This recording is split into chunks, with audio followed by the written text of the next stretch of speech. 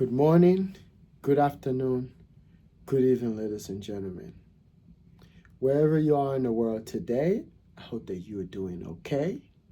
And most importantly, my friends, I hope that you are in good health. Once again, welcome to the Common Sense channel. On this channel, we get to talk about those things that people know, that people have thought about, but don't often have the time to discuss. These, my friends, are the things we talk about here on the Common Sense channel. So once again, welcome to the Common Sense channel. Today, I want to talk about ECOWAS. It's Economic Committee of West African State, ECOWAS. That's our topic today. Because I remember when I was a little boy, just about maybe 8 or 9 years old, maybe 8 years old when the war started. And I remember when no one, absolutely no one, would come to our aid. That's when the war was raging. There were people dying here and there. Death was all over the place. We didn't know where to turn.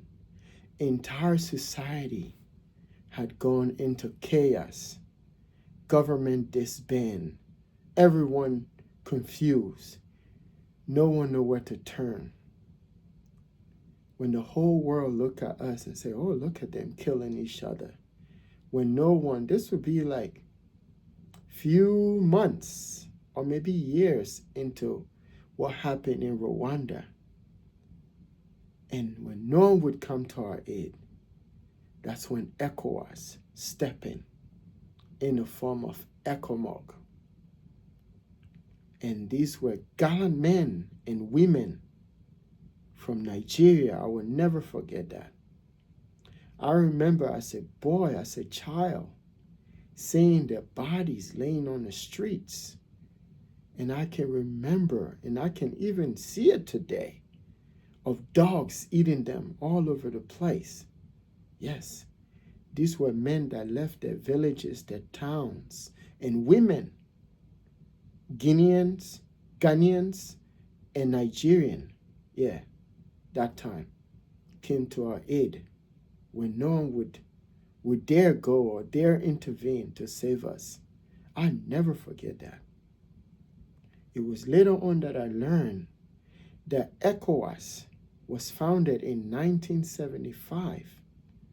And the main reason was to bring Africa together. I think that was the main reason. Although economics was one of them, safety, all the good things. These are, everything in life that starts often have good intention. Uniting West Africa. There are 16 countries in West Africa. And this body was so relevant then. This was the beginning of our civil war. I'm telling you. And I saw all these things. And I saw what ECOWAS done to save us from ourselves, because we're fighting ourselves. No one was coming. Again, I won't say no one was coming from outside, because whenever there's war, there's always someone making money. There are people making money either way. I don't even want to go into the making money aspect of war, because I witnessed this. I saw this thing happen. So I know based on what I know now. Then when I was a kid growing up, the question was why? Why me? Why we? But yes, today as I sit here, I understand what war is. And I'm like one of the biggest opponent against war. I hate war because of what I saw as a little boy. And then how ECOWAS, because ECOWAS is ECOMOG. It's the peacekeeping force. So I saw when it came to our aid. But that was then, maybe about 20-some years ago, maybe 21 years ago, when all of this happened, or maybe close to 40 or 38 years ago. when I saw all of these things, because our Civil War lasted from the 90s all the way to 2002. You understand? But throughout that time, ECOWAS, ECOMOG was there trying to help us stabilize the country. Even now, things are not like where it's supposed to be, but it's better. I don't think we're going to go back to those days. But like I said, every good ideas, every concept in life, every ideas in life has a generous and a good beginning. So is the concept of ECOWAS. But lately, we've been noticing, I think it's been there in the making. You know, people become fatter, people become richer, people become greater, people go into high places. And sometimes they often forget their humble beginning. You know, they often forget the people that put them to where they are. And so is the case for all the African leaders that we have in today. They are predicating their entire existence on democracy. But meanwhile, democracy is not what they're practicing. And as I've always done on the Common Sense channel, is to reach out to our ancestors. All of the things that these so-called leaders in Africa that has all the solution, but sometimes when they want to be stupid, they blame the white man or the Europeans. That's who they blame for their inability, for their incompetencies, for their ability to do for the people, for their ability to put the country first. Imagine one leader who is 90 years old, who is almost close to his grave, and sitting there and says to the country, as if he's the only sons or daughters of that country that has a brain or that loves the country better than all the other people that are from that country can say, I was destined to be here till I die, or this is my family dynasty, or this is my family business. And then those people out there, those hypocrites that are going around propagating democracy, say they're standing for democracy, for the people. They're supporting these people. In this country, in America, I always like to use America as a case study because America sets an example. Even though it's not a democracy, this is a republic. The founding fathers, they knew, the founding fathers never mentioned in any of their writings that America would be a democracy. That wasn't even their intention. Abraham Lincoln was not even in favor of democracy, maybe federalist. He was a federalist, maybe federalism, but not democracy, republic, by the people, for the people. These ideas are great ideas. And that's why America will always thrive, because the concept is going nowhere. Even though America goes through like when you're on a plane, you're going through tumblings, you're going through little bumps, boom, boom, boom. That's the story of this country. It'll go through high and then it go low and then it go high and then it stabilize because of what the founding fathers established. It's true for Africa. Africa had founding fathers that hold these ideas to be true, that the country does not belong to one man. Any country in Africa does not belong to one man, belong to the masses, belong to every individual of that country. As I've always said, I'm not a fan of Pan-Africanism, but I think it's a great idea. I think if the idea had started on a solid foundation, based on realism, not based on emotion, it would have been known, it would have been better promoted, it would have been better, you know, reach. There would have been better reach out, but none of that was done. I mean, I'm not saying that the early founders didn't do that, but the moment they start to do it, they were put out. You understand? And then right after that, everybody just became lukewarm. You understand? And that's what every ancestors wouldn't want the next generation to do. Wherever your ancestor left off, that's where you take off. That's our main purpose. America is a typical example of that. Every generation that comes. If you don't believe this, colonialism, right? If colonialism had died, it would have died with the generation before. The generation that started colonialism, the generation that started slavery, it was the next generation that came and said, okay, no more slavery. We're going to do colonialism. So here's what we're going to do. We're not going to bring no slaves from Africa.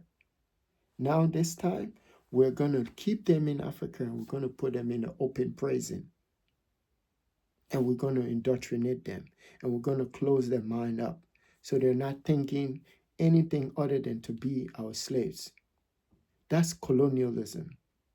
And then the Africans start to fight back. That would be the generation before these dumb ones now. You understand? Those ones, they understood and they fought back. Now, that generation that started colonialism, they die off. But the generation that came before them said, okay, fine, we're going to call it a different name. Now, we're going to give them independence, so-called independence. But we're going to make sure that even though they're independent, but we're going to be in the other room and we're going to be watching everything that they're doing. That's the case of Africa. And the generation before this generation now that are in the 80s, 90s, those individuals were stronger and they passed down to this generation that's in office now. Some of them are 80 years old, 70 years old. They're not thinking about legacy. The generation before them thought about that and they move on. These ones now, this is neocolonialism right here. Neocolonialism is in Africa, but it's not in the open. You can't see it, but it's there. So you see, so if the generation of colonialism had died off, so if you say, okay, evil die off, right? So there's no more evil. No. Whatever that evil was done. Colonialism, it was evil. Whether you like it or not, it was evil. No one can argue about it. No one can say, because if we start to go back into history, my friend, and seeing some of the things colonialism did, some people call it imperialism, right? You wouldn't be able to sleep. You understand? So, but their children came along and their children transformed these things. You understand? They make sure that in some of these countries, today, none of us should be surprised at all the Francophone countries revolting. We shouldn't be surprised. If you really study African history, you will know the first part of Africa that wouldn't fall in line with the unification of the continent was all the Francophone countries. The English-speaking countries, they were in line. Most of them, maybe except one, Liberia. But all the other Francophone countries, they were not in favor of Africa unity. That including Algeria, all the French-speaking countries. They except few of them. You understand? But all of them were like, oh, we don't want our unity right now. We want to develop and then because they had neocolonialism in the back door or on the other side of the building. You understand? Talking to them so they're not listening. That's the reason why they're revolting today. But to see ECOWAS, back to you, ECOWAS, to see ECOWAS behaving the way they are doing, an organization that was started for the unification of West Africa, and then subsequently, or maybe, or eventually, the unification of Africa, because we're talking about the great Kwame Nkrumah, the great Sekou Touré, and Madibo Keita. We're talking about great many men. These are the ancestors, the founding fathers of these places that stood tall gallantly and said we would do whatever it takes to unify Africa, even though they didn't last long. That's the end of the story. Because these ones now, they are working for neocolonialism, and you can see it. You understand?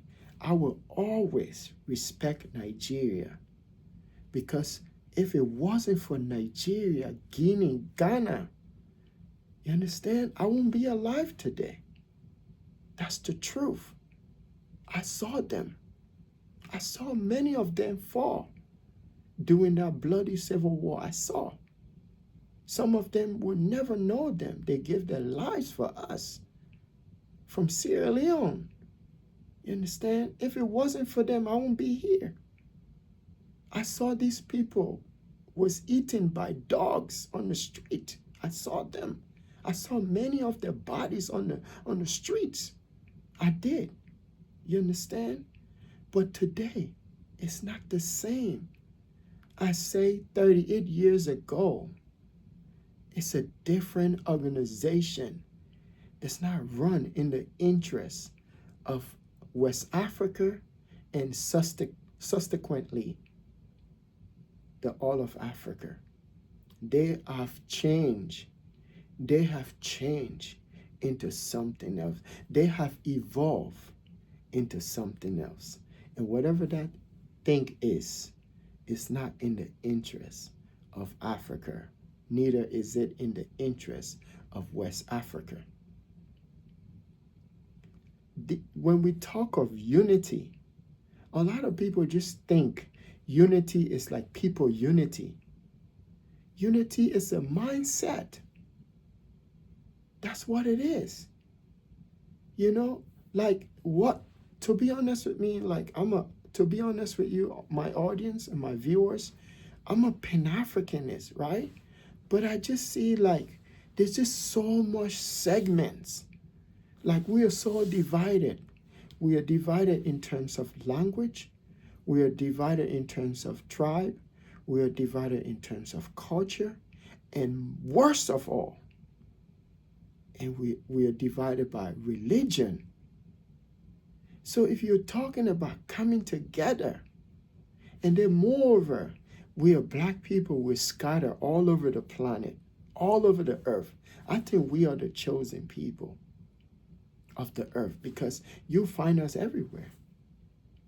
If we're not brought to that part of the world as slaves, we're brought there by, the new form of slavery. Because some people, there's this British sociologist, or I think economist or something. He said, I forgot the theory. He said, if you want people to move, if you want certain resource in a specific place, all you need to do, right, is just start something like a war or insurrection or something, or division or something. It has to deal with war. And what that does, it moves people. It do something called forced migration. So even if they don't want to move, they will be forced to move because of what you just done. And you see most African across the globe today that left Africa into places like America, Europe, Asia, you find them every part of this world. You find them. It's not by mistake; it's by design. See, so unification is the only way that Africa can find salvation.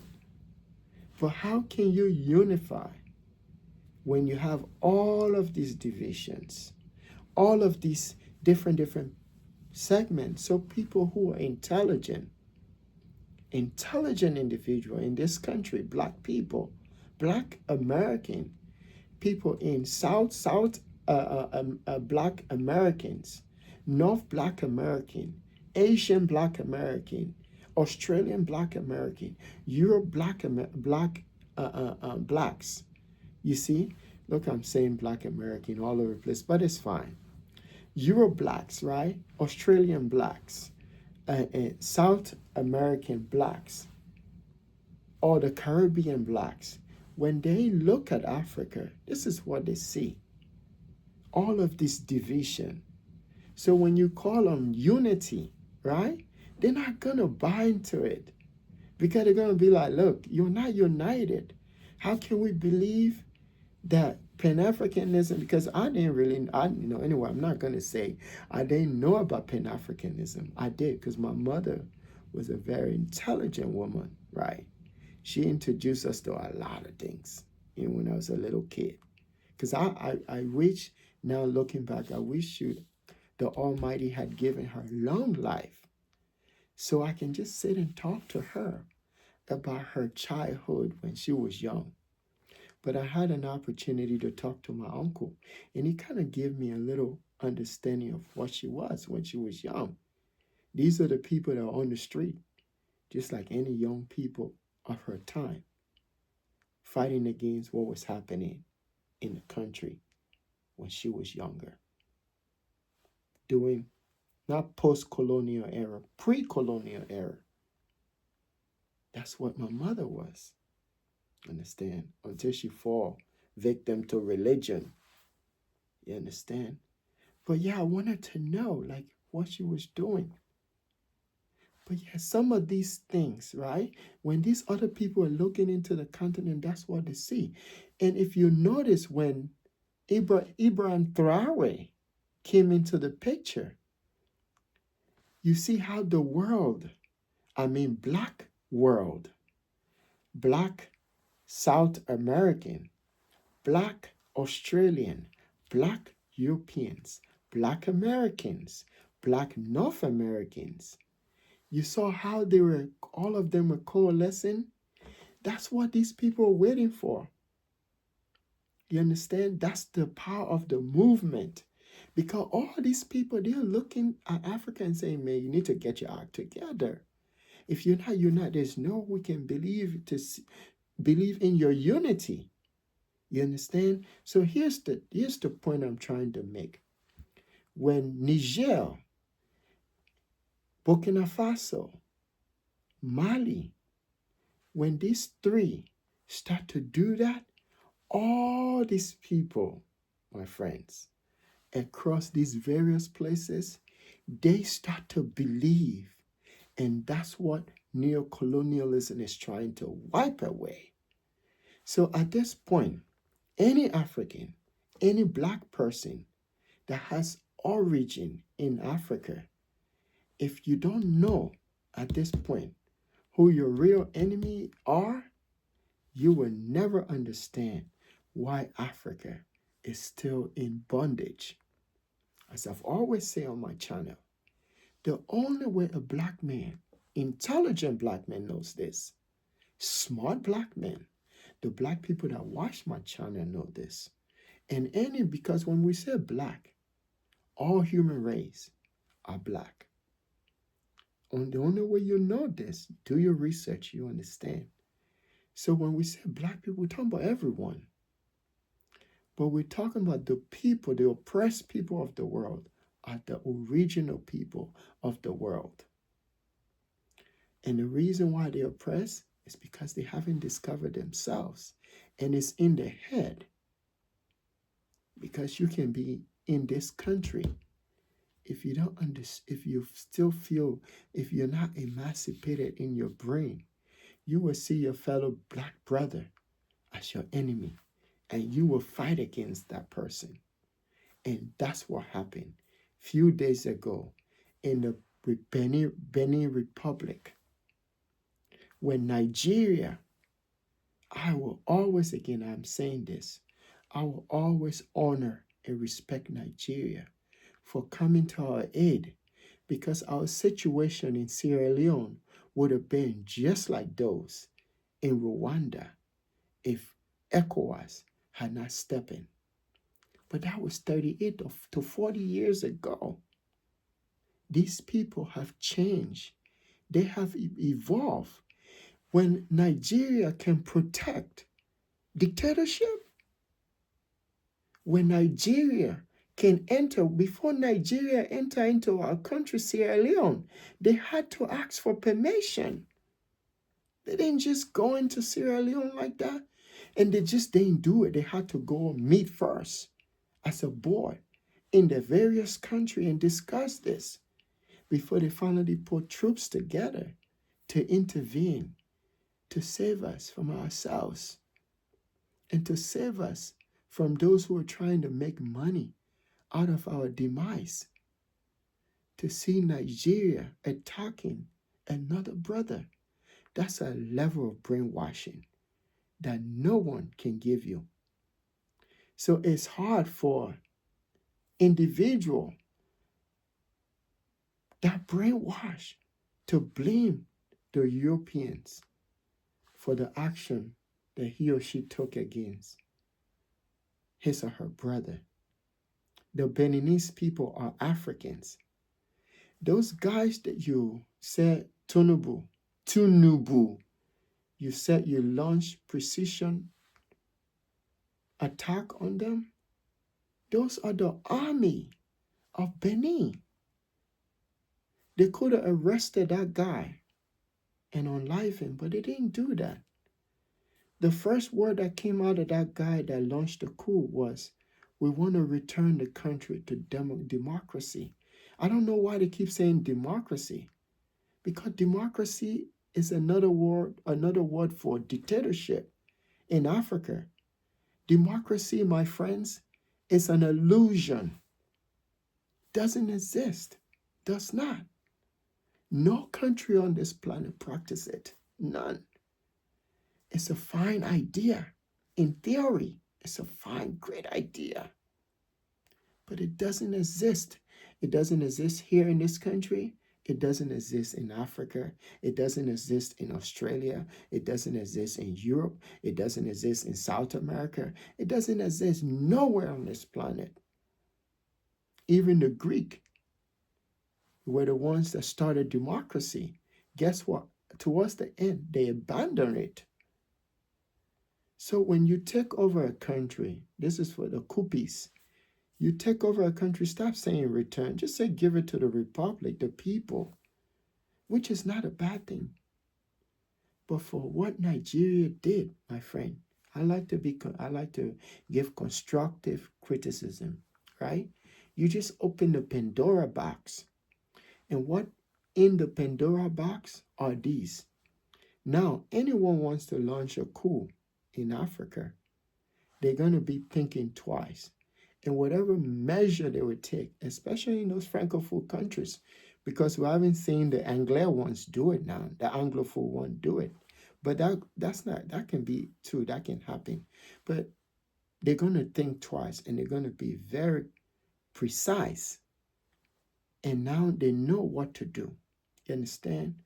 And Beninese, the president, he hasn't gone, that's not over yet. You know, it's going to happen again. ECOWAS, you are obsolete. You are obsolete, ECOWAS. Look, until you see the writing on the wall, you will not know what's happening. Right now, Africa is uniting. Africa is uniting. Africa is moving away from the old. You represent the establishment. You represent neocolonialism. And a lot of young people understand that. The only thing I say, young people just need to know democracy doesn't exist in Africa. That's it. They need to read about it. Don't be communism. Communism is not good. The only thing Africa needs is capitalism, money. That's all you need. Work, money, business, job. That's all you need. You don't need communism. You don't need no control. Socialism, democracy, dictatorship. You just need the people in charge. You understand? Because none of these things are good. all you need, all these countries they call communism, this and that. China is not a communist country. Russia is not a communist country. All these countries, they're all capitalist, but they're masquerading as communism to fool you. You understand? Capitalism is the best way out for any human species, even though it's full of greed, corruption, and all the thing in the making, right? But it's a better way because it gives you opportunity to prove your skill and your talent. You understand? So yes, for ECOWAS, you are outdated. There's a time you were meaningful. I will never forget that, and I'm grateful to you. But right now, if you don't see the writing on the wall, you're gonna be shocked when Africa just moved to where it's gonna move.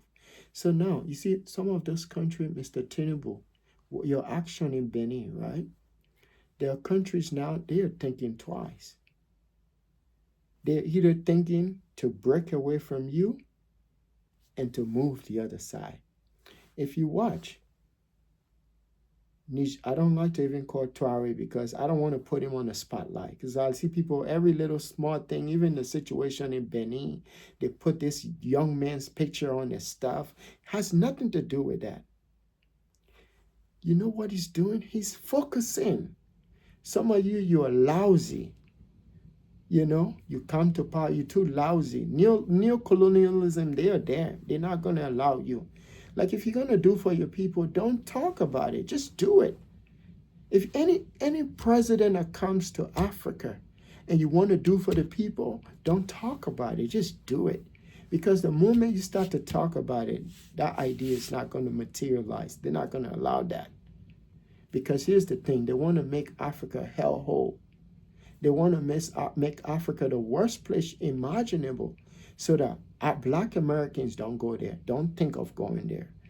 Anyone across the world, don't think of Africa in a better, throw positive light on Africa. No, Africa can never look good across the globe. That's the main goal.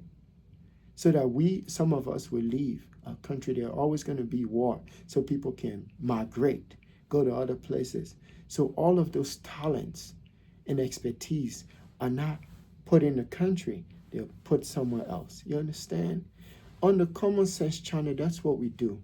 So ECOWAS, again, I'm on your case. Here's the thing. You just screwed up.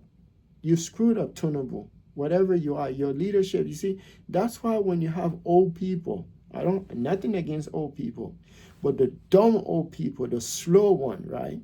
That's the kind of decision they make. You make Madabio, you're the president of ECOWAS. Very able-bodied guy. Able-bodied man. I'm so surprised at Madabio. You should talk some sense into Tinubu. That was a bad, dumb idea. Don't move. Because now you're moving now. You already screwed up relationship with a lot of countries in Africa now. They're going to be looking, especially those in ECOWAS. They're going to be thinking twice now because they're going to be thinking, this is what you're going to do. And those military now, they're going to be thinking, they're not going to be dumb. If they're going to be making a move like that, they're not going to make that kind of move, you see. So look, every generation, Tinubu, I'm talking to you, every generation in this world has to path a new direction. So whatever you see these young soldiers are doing, they're just trying to path a new direction. But because you're standing in their way, you're standing in the way of the people. So they swore an oath to protect the country. That's what a soldier does. Every soldier does. I witnessed our own military turn to rebels. Look, when the military turned to rebels, or rebels, oh my God, you don't want to see that. Because these are trained men. In Iraq, you know what they call it? Insurgencies. They didn't call it rebels, though. They called it insurgencies. It was the Iraqi army that took off their uniform and became insurgents. Dangerous. You understand? It's the same thing in Africa. When the soldier take off their uniform, you wouldn't see insurgency in Africa because Africans are scared. It's that fear That's what defeat them. Their forefathers were not like that. Their forefathers were tough. You know, a lot of people talk about Nelson Mandela. I said Nelson Mandela is a peaceful man. Sure. You don't know nothing about Nelson Mandela. You need to read about him more, you see. You understand? These were these were tough human beings. That's the backbone where Africa came from, you know, and then you see this generation is just like, and then you see a young guy, and all they want to do talk about this man. Stop putting this man on the thing, on the pedestal or pedestal. Look, let me tell you, that dude is focused and he knows what he's doing. Whatever they're doing in there, if they succeed, that becomes the blueprint for Africa unification. All the intelligent people that are black across this globe, they understand that. And look, all that thing Nigeria you did, this is what it's going to do. It's going to gravitate. All these countries now are going to start to see the Sahel Confederation, take it from the common sense channel, as the solution to Africa unity. Because that's the only way they see what they've done with neocolonialism. Colonialism doesn't exist in Africa. Colonialism is the worst system.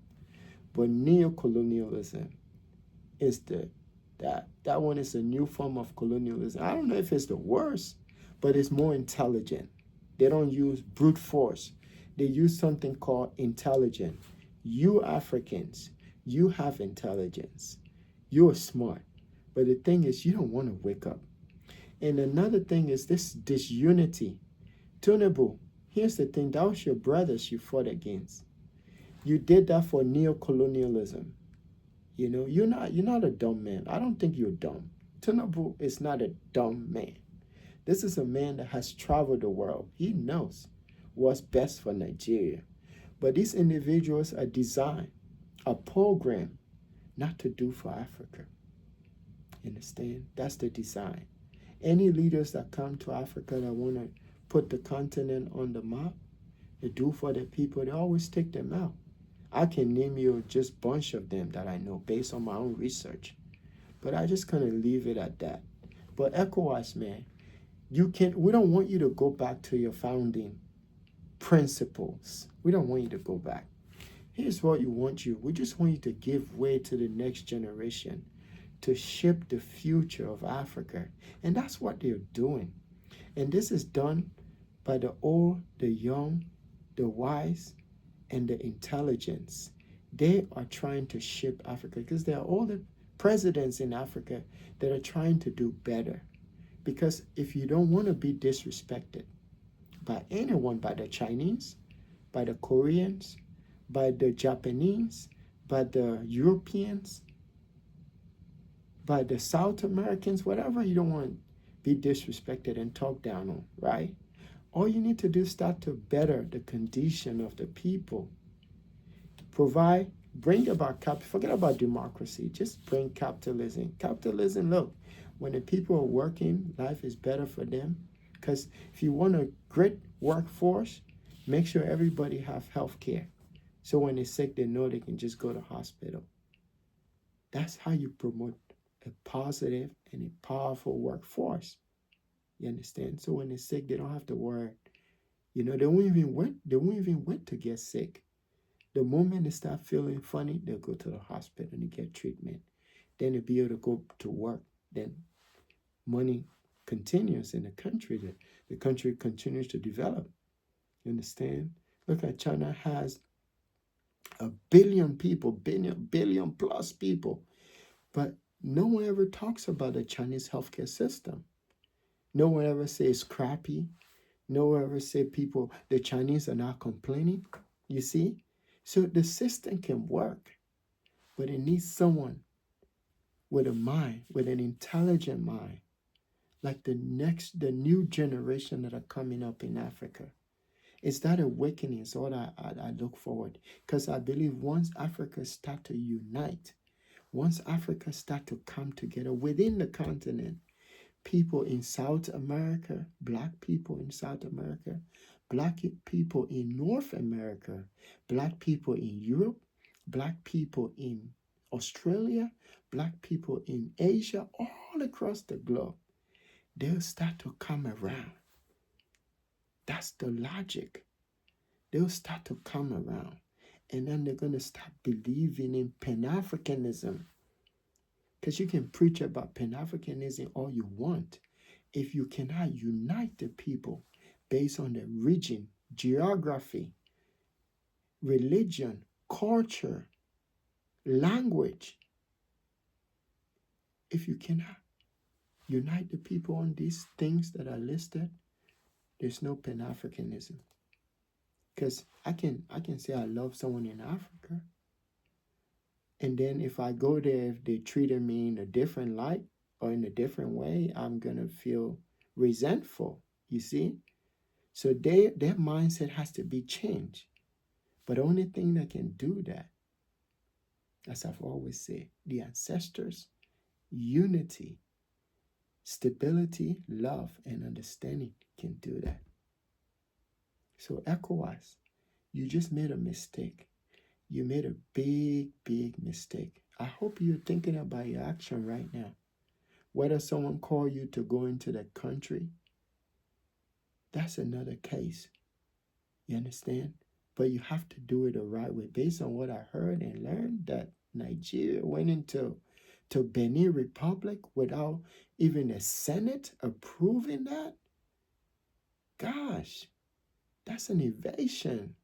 You don't do that to a sovereign country. Those people will never forgive you. And all of us that are watching, we're watching Africa. We see what you did. You need to pay attention to what's happening in Nigeria, the instability. You're the reason, you people are the reason why everyone is talking down on Africa. You're the reason why they call us all sort of names. And you're going to go flex. You're going to go flex in Benin Republic. You cannot flex in the Confederation. They just show you we're a confederation. We're united. And you saw, right, how they did it? The president of Benin, the president of Burkina Faso, the president of Niger never said nothing. You know who spoke for them? It was Guetta of Mali that spoke. That alone showed unity. And let me tell you, all those other countries that watching your action in Benin Republic, they're going to be thinking twice. I think ECOWAS need to be dissolved. You're not serving the purpose. No one believes in you anymore. You've never done like a survey in any of these countries asking them what do they think about you. I think that's what you need to do. Survey each of these countries. Someone need to do a survey on ECOWAS and see what the people think. But I'm a fan. I'm a fan. I used to be a fan of ECOWAS. Give us free. Give us free. That's what we want. The ancestors are speaking. Listen. You know, as I've always say, you know, freedom is not free. Come with price. I've never seen a country that got the freedom easily. Yes, came with a huge price. So if you want to be free, patriots are the ones that give their lives. Long live Benin, the people of Benin Republic. Long live. They're Africans. That's what I care about. I don't care about Tony Boo and whoever, Mada Bio. I don't care much about them because, look, these individuals are going to pass away. But those countries are still going to be around thousands of years from now. When all of us are gone, these countries are still going to be around. And listen to this. The continent of Africa is still going to be around, breeding out new generation of gallant men with intelligent minds.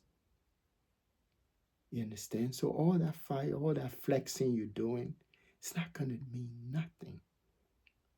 You're flexing, and you're flexing on your brother, your brothers and your sisters. How do you think the rest of the world, people like people in Jamaica, in the Caribbean, thinks when they see you flexing like that? Even in Africa, I'm not going to talk about the great United States. We're watching you do that. You're flexing on your brothers. You're supposed to be the one saying, nope, this man is going to be, he probably going to run for a fourth term or fifth term. Imagine that. Even in this country, they'll be like, it's time to go. You understand? He's going to run for, what's that? Just because he has people that are backing him to stay there because their interest is at play. I'm not even going to call their name because I'm not even going to ever mention that country name on my channel because I don't think they have no place in Africa. The neocolonialism, they just need to take it to their equal. They need to go fight Russia. Russia should be the one that should send a troop to go fight in a jet. The jet shouldn't be in Africa. No, in no country in Africa. I'm not going to say that country name on my channel because the history in Africa is just nasty. With Tinubu, you're a disgrace. You are. And we're watching. We want Africans to be respected again. And the only way that can happen is when our continent is respected. I just want to thank I got a new subscriber this week. I want to thank you for joining the family. As I've always say, on the Common Sense channel, we talk about those things that people know, that people have thought about, but don't often have the time to discuss. These are the things we discuss. So welcome to the family. I'm happy that you're here, and I hope that you learn.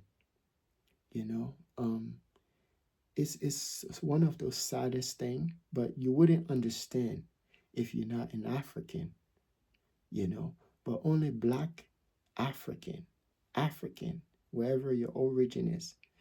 But as I've always say, Africans come in all shades and colors, It's those people that came up with the colors, and the ideas of colorism, they segment, they categorize people, put them into classes. These are the ones that create all the divisions we're having today. But we are one family. But if you have a family, you want all the members of your family to be in good shape. You want them to be able to provide for themselves. You want them to have prestige and pride. You want them to have dignity. So when we come and talk of Africa here, or Black people in general, that's what we're talking about. We are the only people on the planet that lack all of these things. And all we're asking for is a dignity of self. You understand? There's no way Black Americans are going to see Africans, the way they should see us. When the continent where we are telling them they're from is so disunited, disarray, confused, and brainwashed. You understand? No one is going to want to associate with things like that. But there are those intelligent ones that say, I'm down with you throughout. And we're going to work hard to make Africa better. And to you, I salute. Continue. The struggle continue. That's why Samura Machel says, the struggle continues. Yes, but it will continue with brilliant people, gallant men, patriots, like the ones that gave their lives in Benin this week. In Nigeria, not the people of Nigeria. The people of Nigeria will always be in the middle of my heart. But that guy there, that neo-colonialist called himself president in Nigeria, he's the one that should take the blame for this. He just opened the Pandora box and don't even know it. So as I've always said on my channel, the greatest thing that could happen to anyone is not the day you were born, not the day you had your first child, the day you graduated from high school, college, the day you became a lawyer, doctor, whatever it is that you're working on in life. The greatest thing that can ever happen to you, my friends, is the day you discover yourself. Because from that day on, everything, my friends, will start to make sense to you, including understanding the angles, the arrows, the elements of neocolonialism, which is what we saw this week in the Benin Republic. And I say this is an eye-opener, for if not 16 or 15 of the African states, could be for the rest of Africa. Thank you and have a blessed day. Hope that all is pleasant for you and your family, and most importantly, my friends, I hope that you are in good health. Thank you and have a wonderful day. Thanks.